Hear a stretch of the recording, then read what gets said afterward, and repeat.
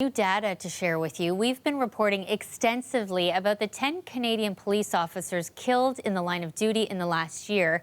Many police associations calling it unprecedented. Well, new research from the University of Ottawa is challenging that claim.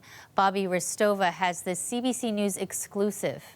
Police stand shoulder to shoulder at a somber ceremony, mourning those killed in the line of duty. New data used police websites, memorial groups, and past research to track all on-duty officer deaths from 1962 to now. The numbers show the recent string of deaths hasn't been seen since the early 1960s.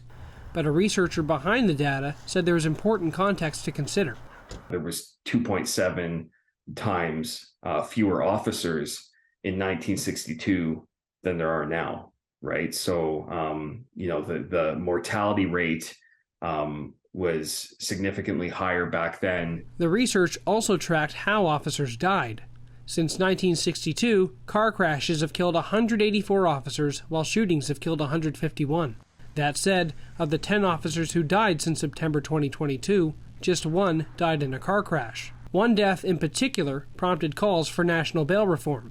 In December, OPP Constable Greg Piershala was shot dead in Haldimand County, south of Hamilton, while responding to a vehicle in the ditch. One of those accused of killing him was out on bail and had a warrant out for his arrest, which prompted police associations to speak out. The president of the Canadian Association of Chiefs of Police doesn't dispute the numbers, but says policing has changed since the 1960s, with more guns on the streets, society coming out of a pandemic, and other factors. A lot more unpredictable behavior with people that are on opioids or meth.